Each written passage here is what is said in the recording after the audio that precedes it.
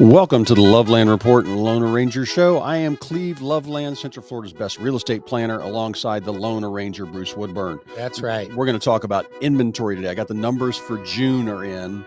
I've got Florida's rank on how expensive is it, or compared to the rest of the country, what number are we? And then we're going to talk about the top states in the country for business. You can guess where Florida ranks on that, but all good signs for the market coming up. Bruce, what do you have today? Well, we have some good news on USDA. If you're looking for 100% financing, they raised some limits. We're going to talk about that. We're going to talk a little bit about the economy, what rates have been doing.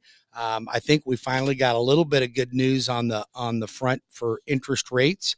And then for all our real estate agents listening out there, I will be conducting a continuing education class on Thursday. So if you want to get into that, it will be at Sam Sneed's in Maitland. You'll get 2 CE credits. You better have them done by September. So this is a great opportunity. You're going to get lunch paid for at Sam Sneed's. So you'll need to register at webringyouhome.com. If you're a realtor, don't wait till the last minute to get your CE credits. That is a problem. So we're going to cover that.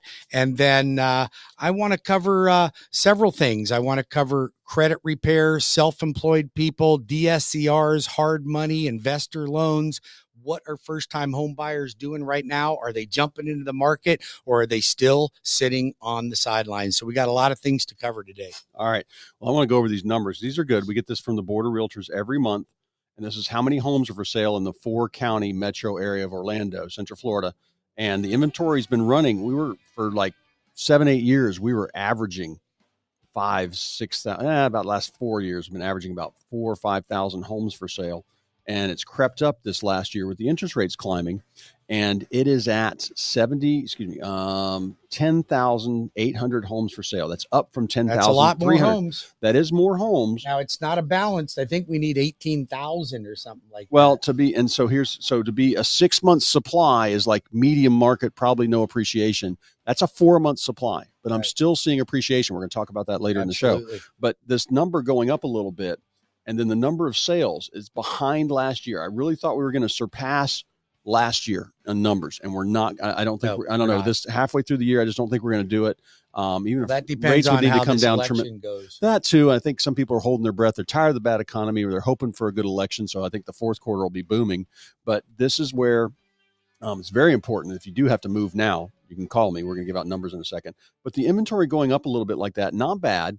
This is where we've got the number of new listings. This is what's interesting, Bruce. Number of new listings is way up over last year. This is those people that realized, hey, my house was worth 400. Now it's 450. Right. And even though rates are 7% or 6 3/4, is that where we're at? Yeah. Okay. Close. And then, so if that's where we're at, they're going, all right, I'm going to move anyway. I can afford it. We'll do a buy down. And there's all kinds of ways we're going to talk about on the show. We are how going to to save money on that. Buy downs and how you need to do that. But I was disappointed. The number of sales closed. Usually May is the peak month. Remember how April is the best week to put your house on the market? Yes, it is. And then May is one of the busiest months of the year. Well, last year in June, we did 3,100 sales.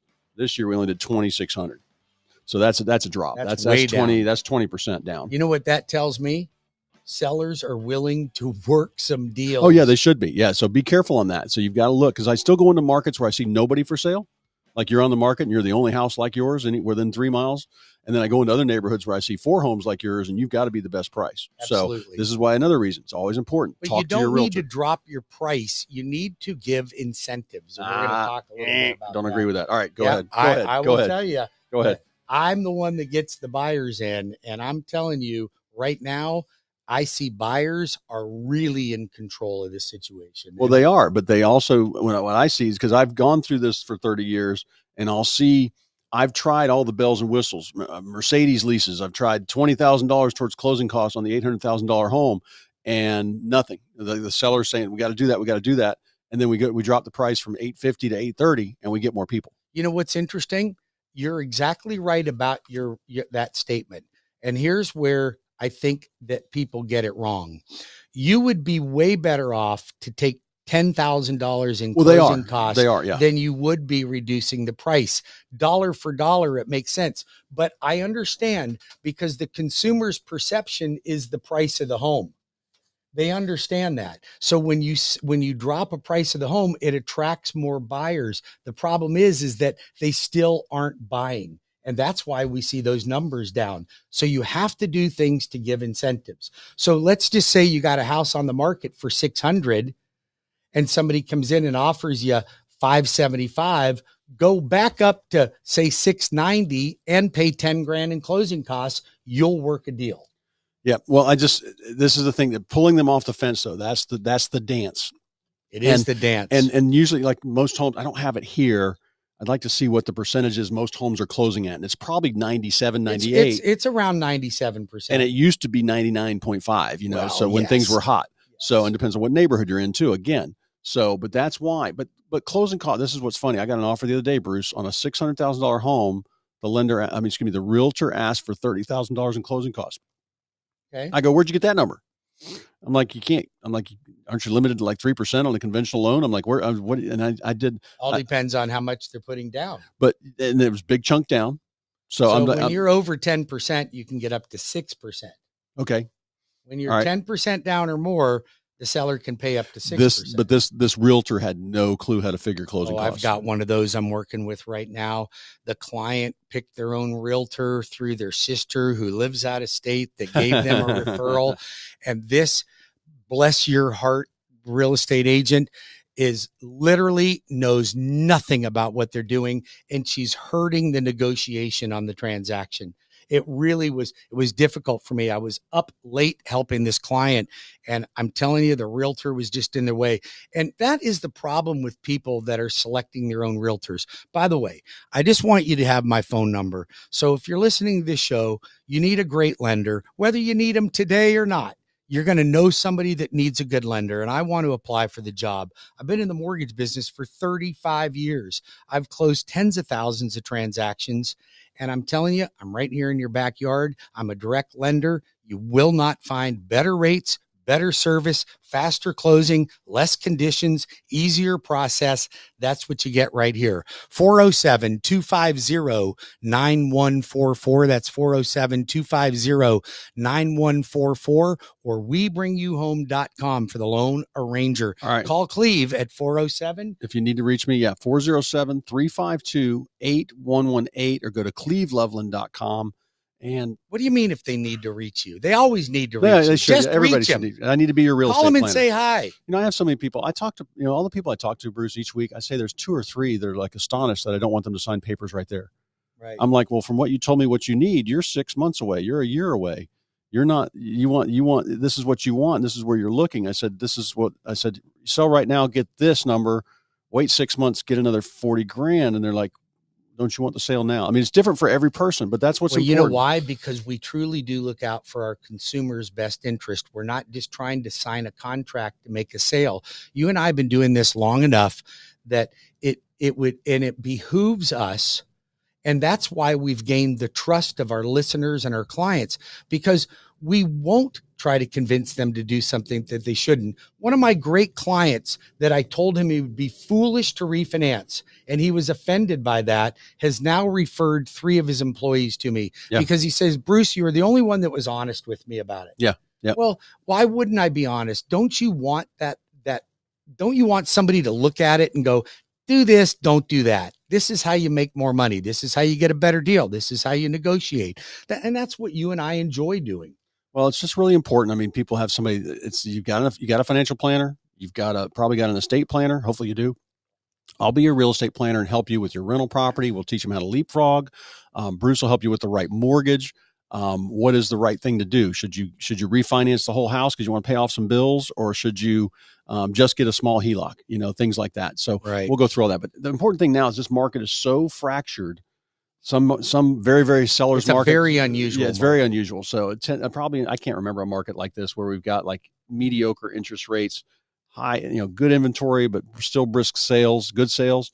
So inventory is literally doubled, Bruce, from a year ago, almost doubled from 1 year ago. Yeah. So, and something, that is not necessarily a bad thing, because this is the opportunity that gives the buyer the chance. The buyers didn't have a chance during COVID. They paid over asking price. They were asked to waive appraisals. The sellers weren't doing honoring inspections or repairs. And now they are. So if you're a buyer and you're thinking about buying, this is actually the best time. If you wait for interest rates to drop, no seller is going to accept a VA loan, an FHA loan, definitely not down payment assistance. So why don't you get into the market now? We can always refinance you later. You pay no lender fees with me when I refinance your cross-country mortgage. So call me now. Let's get your application started. If you don't think you qualify or you're concerned about qualifying, then apply now. I'll help you fix it. I don't even charge anything for that. I will consult with you and I'll tell you how to get from point A to point B. But if you're renting right now, I'm going to tell you something. Rents have softened, but they're getting ready to go up again. Do you know why? Why? Because all the homeowners insurance is catching up with the landlords. Yeah. Well, you still got a market rent there, because I have seen that on, just like we've got more listings to choose from when you're buying, and if you're a seller, you got to pay attention to that. On renting, I'm seeing a few more rentals out there, and it's funny. I'm seeing, like, the starter 3-2 home that was $1,500 5 years ago with a 2-car garage in a nice neighborhood. That doesn't exist. It doesn't now. It's $2,500, but you try and push that to 26, 27, depending on where you're at. They're going to be like, $2,500 is your sweet spot. Kind of, yeah, for that size home, that starter house, the median house in Central Florida.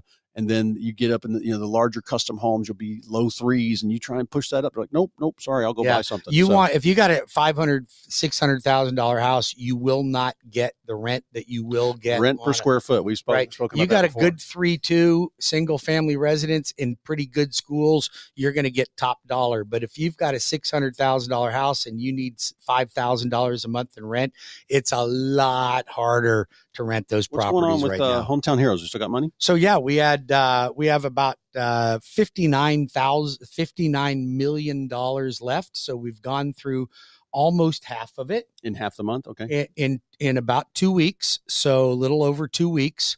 I'm expecting that we got about 3 weeks left on it, maybe 4 if we're lucky. Now, question for you. So I've got one of my, actually, he's a hometown hero. He's a ex-service, applied for a VA loan. Is he eligible for that? Absolutely. Veterans are eligible, and they don't even have to be first-time home buyers. They're the only ones that are exempt from the first-time home buyer requirement. And a first-time home buyer means you have not owned a primary residence in the last 3 years. You could have owned a home, but if it was a rental house or a second home, it's not a primary, you can still qualify for down payment assistance on Hometown Heroes. And most programs for down payment assistance, I got an 800 credit score. I'm in the 6s. I got a 600 credit score. Absolutely. I was locking loans in at 6.625, 6.875. Oh, wow. Okay. So it did improve a little bit. Rates are down right now a little bit. Things are rocky. One day they're up and one day they're down. Okay, well, that's the lowest we've been in a while. I'm not like you see a lot of people advertising right now that rates have dropped significantly. They have not dropped significantly. Don't believe the hype. Don't believe the hype. They've dropped a little bit, but they are better, and that's a good sign. Now, Cleve and I have a bet for a steak dinner. He thinks that the Fed's going to drop the Fed rate in September. I think that they won't, but there's a 50-50 chance. So I'm going 50-50. I owe him a steak dinner. I think maybe one of them strip steaks. Is that what you like? Wherever you want to go. Is that a flank steak? Fed watch. Because there's only 2 meetings of the Fed. One this month. I've got one here. On the 31st. Here's my 31st. We have no chance. 14 days. Yeah, no chance. There's no chance. Here, I've got the chart right here. And then in September, I think there's like a 57% chance they won't do anything. So we'll see. That might increase, but listen, inflation is not under control, and inflation is what drives the economy. And when inflation is up, it's the arch enemy of the bond market. And unless bonds drop, you're not going to see any real significant improvement. Unless bonds improve, you won't see any significant improvement in interest rates. Now, there'll be a little bit, but even if the Fed dropped the Fed rate on September 18th. I'm looking, and actually, I didn't know this chart would do this. I can pick which Fed date we're talking about, and it shows 31st of July, 99% chance, 99.9% not going to change the rate. Pretty much done deal. Yeah. 18th of September, it's only a 96%, but I thought it would be higher than that based on what Powell said the other day. The chances on it not going down. Right. So that steak dinner is getting a lot tastier for me. The deep state giving Joe Sleepy Joe, one little bit of good news before the election, because the next Fed meeting is 7th of November. Let's see if and listen, while he's looking up data here, call Cleve at 407-352-8118 or lovelandreport.com. Interesting here, the November Fed meeting, 2 days after Election Day, 60% chance of a drop. 60%. Yeah. So they're betting on that one for November. Right now, the markets now, are coming. I haven't bet on you on that one, but I no. I wouldn't. that's Not a lay down. I'm telling you, the deep state's going to give Joe a little bit of good news. Now, this